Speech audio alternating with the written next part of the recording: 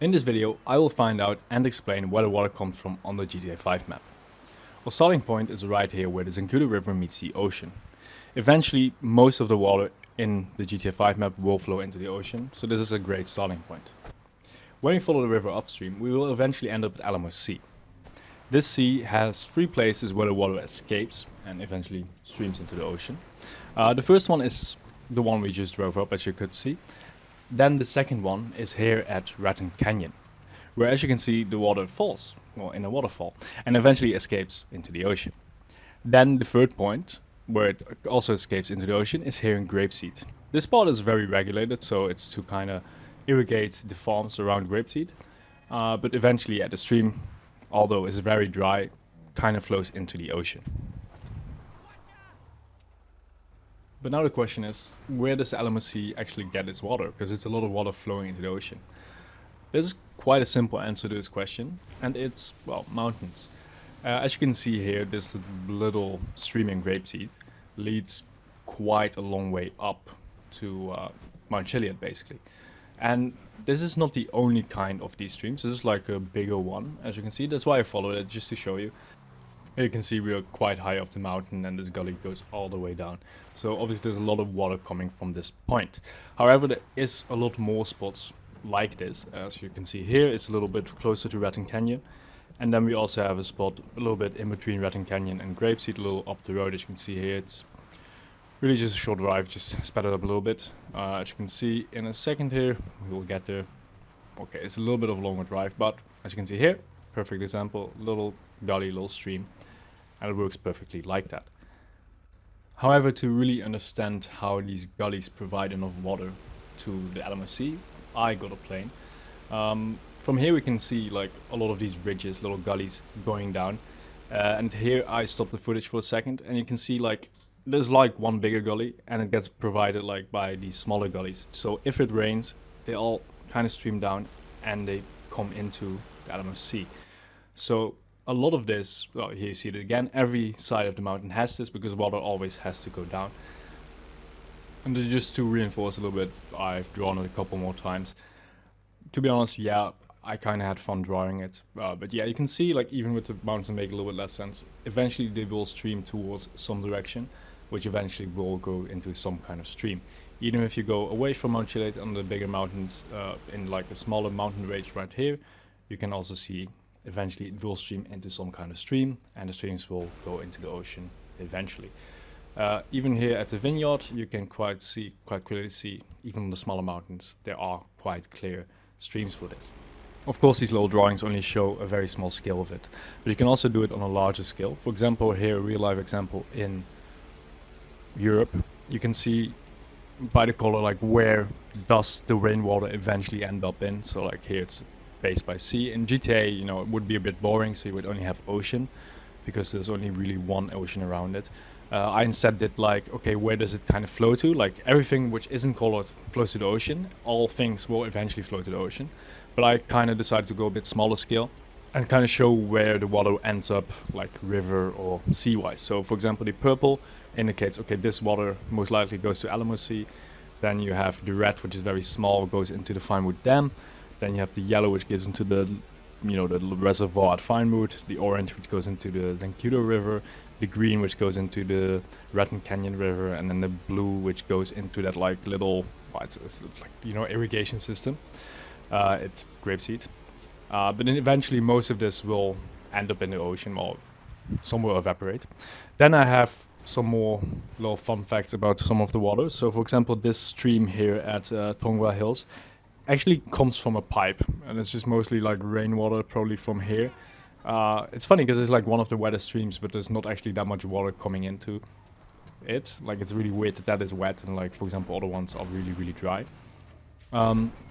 Here we have, you know, the same kind of gully system as we saw before on Mount Chiliad and other mountains, but this time it goes into like a residential area. So because it's a city, they have to catch it. So as you can see here, it goes in there. The area here is a little bit lower, so probably it would collect there like a little bit, and only if it really overflows it would go into there. But to try and probably keep it into like the grass. And here you can see like a couple meters Next to it, we see another one to catch it. Then we have the Vinewood Reservoir, which is interesting because you have a lot of these concrete barriers which don't seem very, water friendly. We also have this little system here, which also seemed a bit weird. It has these like little things on the side, but there was no clear indication of this actually leading into the Vinewood Reservoir.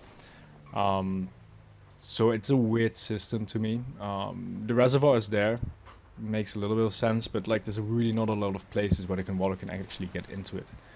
Like there we have a little bit of an opening, but a lot of the time it's not ideal.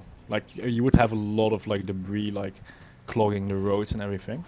But I guess like some of the higher points, like the observatory and stuff, would have gullies that would lead into this eventually. There we have another opening where water could potentially go through. Also, like a road like this would, quite massively overflow this street. But we have a hole here, so that's good. But there would still be a lot of dirt, like during normal rain. Here we have another hole. So like on some sides it does have holes, so there will be water coming in. But it's not ideally designed, which is a bit weird. Just ignore the roadkill there. But here we see like another solution. We have a mountain behind us, so there's going to be a lot of water. And it's going to flow here. And, well, I say solution, but it's really not a great solution. The water would collect here, and then it would go, well, downwards where gravity takes it, right?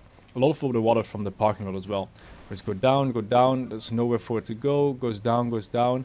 And then, bam, on the right side, you saw a little gully as well. So it has these gullies, which would not catch that much water, to be honest.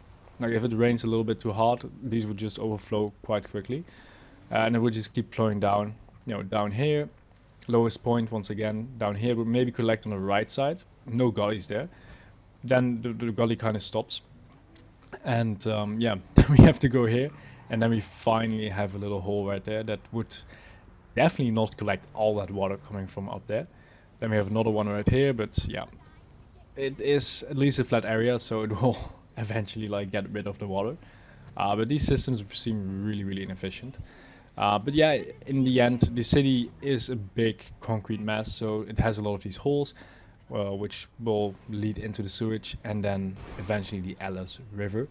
The Alice River, decent amount of water, but importantly, it has a lot of space to expand, so there can be a lot more water when there's, for example, more rain. Then we have the sewage system, of course, which also kind of leads it into the ocean in the end. And then we have here the source of the Alice River, which is this little reservoir kind of area. Of course, tiny, just a little thing. And then we have here some random little hole. I don't know where it comes from. It's really weird. Like, it doesn't really make sense. But yeah, the mountain would like put it in there anyways. And then we have the Alice River, which is really confusing. Because as you can see, it's quite deep, so there's a lot of water in it. And, well, it's a dam. But still, the water source for this is really tiny. You have the mountains on the side, so they would, put some rain into it. But yeah, this is the, like, the kind of stream. Like, it's dry. It doesn't really make a lot of sense why it is here. But yeah, like, water would fall from there, and it doesn't make a lot of sense. Yeah, then you have these pipes, which eventually would pump out the water and then put it into a filtration system down there.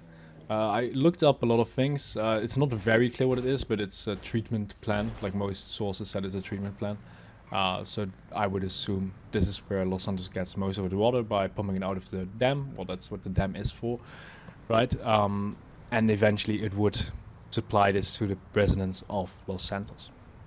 So in conclusion, where does Los Santos get its water from? Well, it's still mountains. Of course, it doesn't really make a lot of sense because the video game is so much smaller than real life. Mount Chiliad is 800 meters high. A really big mountain like this would be, 2, 3, 4 kilometers high. And it would be a mountain range, just not one mountain. So it would make a lot more sense, and it would be a much larger scale. And if it was a larger scale, a lot of this would make a lot more sense. But GTA obviously has to be scaled down, so it can't make perfect sense. But in the end, it's a decent game. The mountains look great, realistic water-wise. So in the end, it's pretty decent. But yeah, this is where the water came from.